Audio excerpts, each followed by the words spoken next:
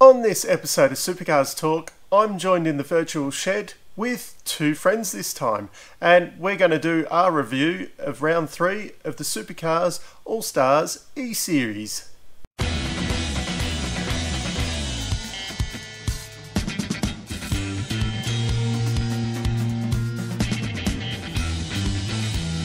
This week in the virtual world, once again I'm joined by Glenn, and this time Broomy joins us for a chat.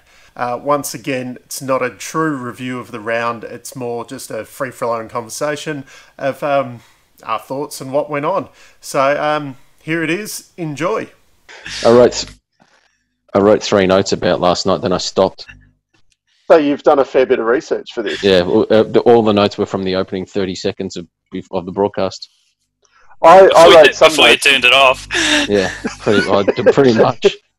How much did you watch? How much did I watch? How much did I watch, or how long was it on? Because it was on for the whole thing. I think I watched about halfway through the first race and about 3 seconds of the second, and that was it. Oh, okay. Yeah, I honestly dozed off a little bit in the third race. The gimmick is completely worn off. Was there 3 races? 14. Yeah, didn't you watch all 3? I didn't watch any of the third race. I think I saw the last minute of the third race. Was the third race the one where the last corner? It finished really well actually. That one. Yeah, I think where Brodie had his bump and run, and then they took it off him. How can you know? That was a bit sad.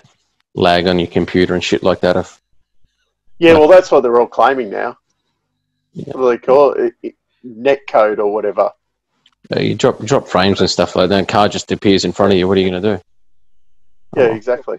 Are we recording yet? Yeah, I hit record. So okay. This is... Well, it's not going live, but it's... Yeah. Do you have... So I did take some notes here. Oh, look out. This is a great... Of course you did. Great angle of the camera here. Is that the camera you normally... Is that your OnlyFans camera? Look at that. You get a very wide perspective down low. I'd have a bit more budget to buy better webcams and things like that. So true. Now that I've got a webcam coming, maybe I can jump on the OnlyFans. Yeah, true. Maybe if you kept the receipt from your hairdresser, you'd make some more money. Do you like the new do? Jesus. I hope you get a refund for that. It's I had a trim today. Yeah. Men's haircuts are still allowed under COVID-19, so... You don't get charged for that, but yeah. You just go down to local TAFE and they... I went to a barber today. Really? Jesus Christ. Okay. Oh, good. No, it's looking sharp. Nothing like getting off track. I don't know that we've been on track. Maybe we should restart. It's like Rick Kelly's sim racing career. He did really well as well again last night, didn't he? Hey, full respect. He's the biggest shill in the game, so, you know, if he keeps at it any longer, I think someone will come and build a full-on hydraulically assisted rig for him. Well, he hasn't done bad. He's got full-on pedals now. He's got a full-on steering wheel. That's what I'm saying. Just chipping away like a true shill. I fully respect it. As I said, if someone wanted to give me a rig like that, I wouldn't say no. Oh, yeah. Maybe Broomy will build you one. That's right. Got some box section at the back, yeah. Knock one up. How is the home-built one going? I've got my old... I'm trying to look at it now. It doesn't have a code on it. The wheel and that is from that PlayStation 2 or whatever. I think PlayStation 3. G25 or whatever. I don't think half the buttons work with the iRacing. So I've got a steering wheel and 2 pedals and that's it. It's okay, but the brake pedal feel is horrendous. Oh, yeah, that's what all the drivers have been complaining about. Yeah, you just... Yeah, that's the braking. You need to get those hydraulic ones or whatever. And yeah, you touch the pedal and it just bloody locks it up. So I don't remember it being that touchy like 10 years ago when it first sort of come out, when I had a go of it back then. It seems to be, it seems to be a bit more, I don't know, the physics, you know, they try and make things as realistic as possible. I don't know, I've driven my race car before and you touch the brake pedal, it doesn't just go locking up the brakes. So it just feels very, like you have to spend a lot of money to get the most out of it. So yeah. Sounds like Yeah, normal well, racing. Exactly. It's been okay-ish to watch at first, but yeah, it's like the haves and haves not. It's like with normal racing, you've got people that are good with good gear, and then you've got people that aren't. And this just seems to be dominated by the nerds that have been playing computer games for a long time, and the people that can actually race cars are somewhere up the back, hoping. Yeah. I was going to say, I think the only one that's really out of place, though, from normal racing probably is Win Cup. I was going to say, yeah, Jamie seems to be, he probably just does not give a shit, I would say. Yeah, there's probably part of that. Yeah. I couldn't see him wanting to lose, though. He's a pretty competitive person. Yeah, but it's a computer game. You don't win. He's not going to get his name in the paper from that, so... Yeah, well, you're not getting your $1 million contract for the year.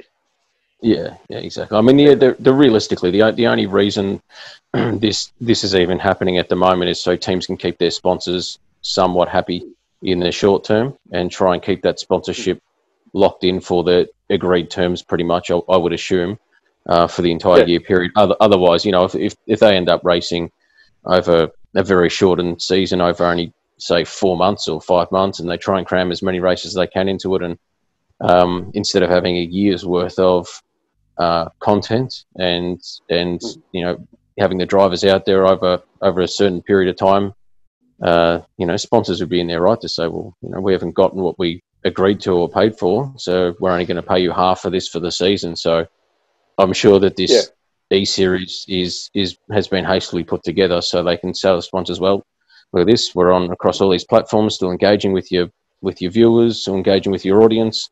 You know, okay, let's have 80% of the whatever we'll take, or something like that. There'll be big corporates that'll be like, oh, that's fine, but it'll be that more that second tier sponsor level that are like, oh, would have had probably viewership clauses and stuff like that, where it's like, oh, if you're not on camera, and you're not showing who you are, and you're not showing our brand, then we're not paying anything for you, sort of thing. So. Oh, definitely. Plus, also, I think the TV contract as well, because it helps fill. They've got to put so many hours of TV onto like Foxtel and that. Where Australian content covering. Yeah, well, they've got Australian. I don't know about that side of it, but supercars that have a contract that they've got to have, you know, like 14 rounds or whatever, and when you're televising over the whole day, so you know you're 10 hours for 14 rounds, 3 days or whatever. It's a hell of a lot of content they've got to kind of fill somewhere. So you get the bonus, you're doing the sponsor stuff and you're doing the, filling up the TV time. Yeah, well, is the TV rights up this year or is it next year? Yes, it ended this year. So that's another big problem for the category. Yeah, they obviously need data to start that negotiation to be started already. So they need data to show how many people are engaged with the series overall. So I guess they can point to this and say, look, we did this, and this is how many people engaged with the series. So there are a lot of interested people out there, and they can use that still as leverage to go to the networks overall to say this many people still watch it, still interested in it. Yeah, this many people watching a crappy video game. Well, Has there been viewer numbers? Is there any reported numbers? Not for the supercars, I don't think. I know the IndyCar stuff, their ratings were actually pretty comparable to the real racing. So, but the figures are a bit funny as well because that was telecast on YouTube. And I think the numbers are a bit different on YouTube to what you'd have on if you were watching it actually on NBC or whatever it's on.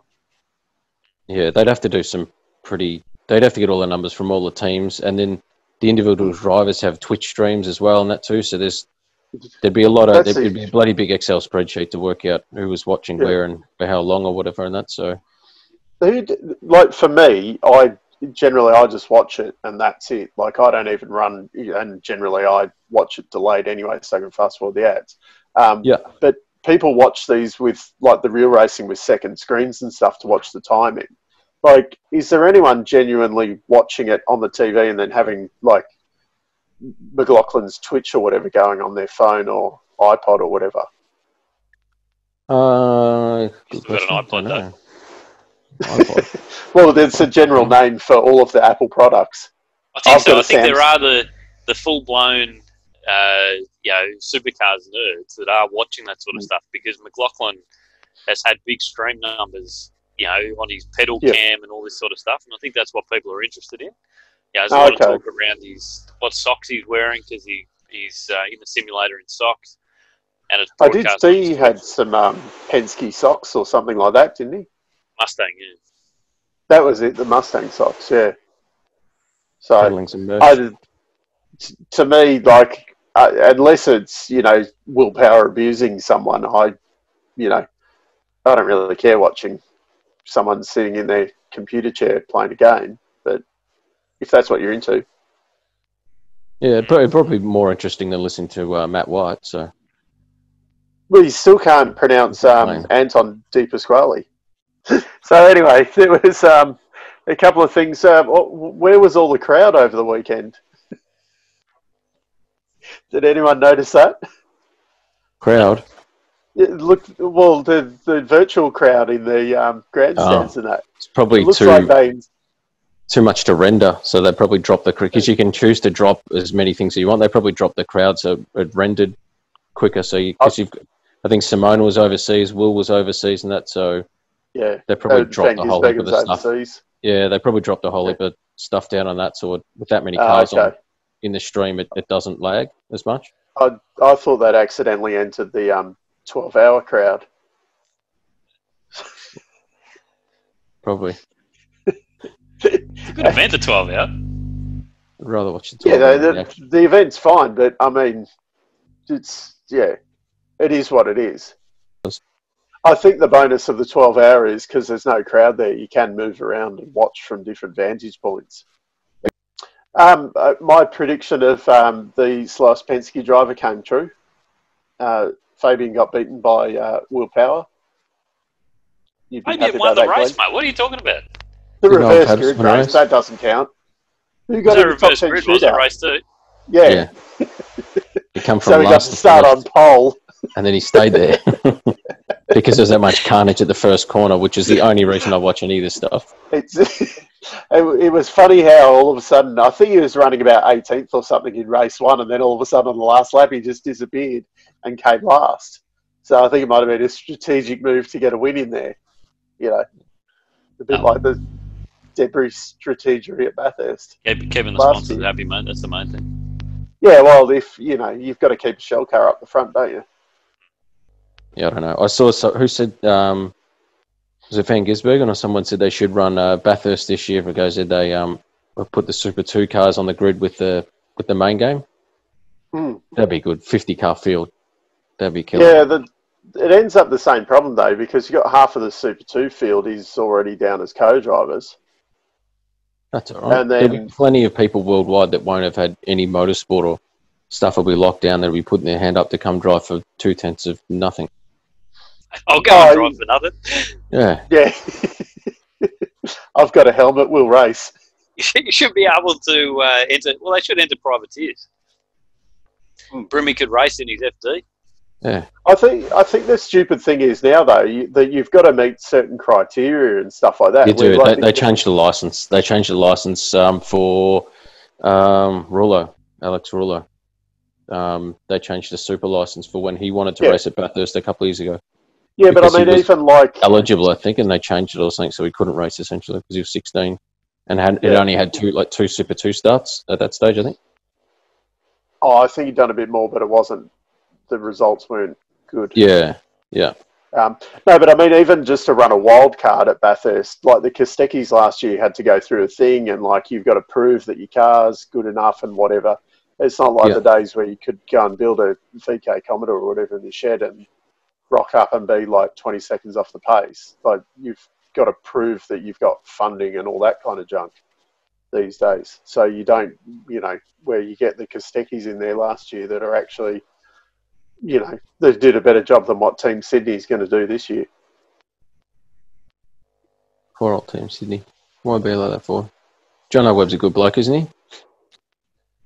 Yeah, sure. Yeah, from what I've heard. But Good bloke. They've got a gun driver now. Chris Pither. Jeez, he's been off the pace too. Yeah. Even in the sim, he's off the pace. I know, that's what I said. The sim has been the back of the grid. I would have thought with having that much spare time on your hands in the last couple of years, you would have actually sat in a rig or something. And just Alex Davison was ages no barrier to winning the eSeries. So, unfortunately, sometimes ability kind of comes into the equation as well. I think I reckon after this week, and it might have been because the races went a fair bit longer, but I reckon after this week, their viewership of next week, if they don't have some kind of, whenever it is on again, if they don't have some kind of gimmick where they're racing it, maybe a Formula One track or whatever, yeah, it'll be 1/3 of the viewership. So yeah, it's funny though, because I've been watching the IndyCar ones, and that's actually kept me. Like their races have been shortened, so they've only been about kind of 45, 50-minute races anyway. But I've actually been sat there like watching it intently, like all the way through. Whereas with the supercars, like last night, that 14-lap race just really started to get to you, especially that time. The long track as well, wasn't Yeah. it? They probably, like, rather than looking at going to these massive Grand Prix tracks and Bathurst and stuff, I reckon you would have been better off at looking at, you know, even like the short track at Brands Hatch or something like that. Like something that's a bit more...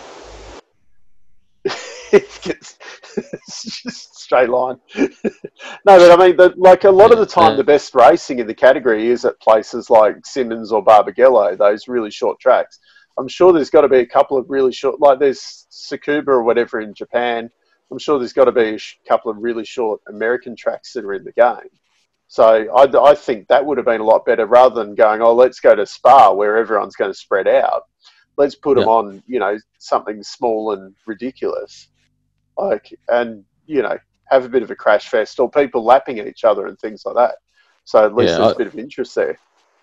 I think they need to just put however many cars on the grid now, just put a shitload more. Yeah, well, I can't see why we can't, like we had, you know, Brodie and Thomas Randall and that in there. I can't see why we can't, you know, have Will Brown in every round and, you know, quite a few of the other Super 2 guys and that as well, even open up to, I'm trying to think if there's anyone in any other categories in Australia that count. But even like get, you know, Caruso back. You get your boyfriend Gartender in. Yeah, well, I think he's dominating the He's probably available. ARG one or whatever, isn't he? With all those, I think that's running tonight. But I think they should invite the old drivers, like get Russell Ingall, Marcus Ambrose. He's an esports king. Yeah, well, even like realistically, Rick's, you know, he's hopeless at it, and he's not that far off the pace. Yeah, like, you know, if you got someone who knew that what they were doing, like an Ingall or, you know, Paul Morris, they're not going to be miles off the pace, I wouldn't have thought. It was interesting to see Thomas Randall last night, who's like the sim god, and does it as a job, doesn't he? Sets up and sells sims in that. He wasn't particularly quick. Well, I think it's a driver training thing that they've just started, but he's got Lee Holdsworth helping him as well, which, you know, you'd be better off getting like a Van Gisbergen or Brodie Kostecki or someone like that. But they're actually doing real driver training up at Norwell instead of virtual driver training. So I suppose as well you get what you pay for. Yeah, that's it. Yeah, most of the telecasts that I saw earlier on before it started, I saw the pre-race before more of the actual race. I was paying attention to more of that, and they were just saying that Thomas Randall's been building sims and defining his business for the last year or whatever. So you'd reckon being around sims for that amount of time, for that long, at that level, you'd be pretty good at it. Yeah. You'd be bloody unbelievably good at it, and he was mid-pack sort of thing. So, I think he was in the top 10. Yeah. But you'd reckon you'd be in like the top 5 type of thing. Like if that's what you were doing a lot. 4th in the first race. He wasn't in the top 10 in the second, and he came 7th in the third race. So it wasn't terrible. Yeah. But he did get beaten by Coulthard in the third race, so, you know.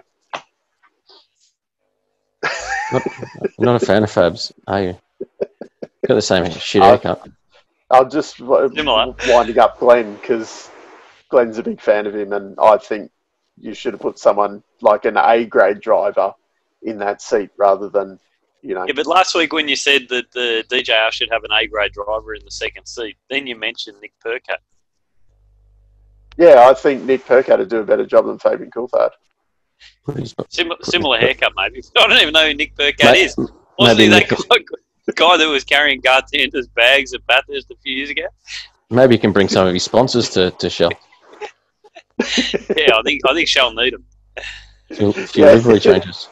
Yeah, I think they're really stressing about the money up at DJR Team Penske. You should have really started the video, Dave, around the Kostecki McLaughlin crash and how Scotty locked a brake and then Kostecki had nowhere to go and then Scotty turned in on him and caused him to spin. And what got me with that, though, was at the start, and they're like trying to blame it on Scotty or whatever, like, oh, Scotty locked up and... he did. Anyway. He did lock up. Yeah, but I mean, you still... Like, Brodie still hit him.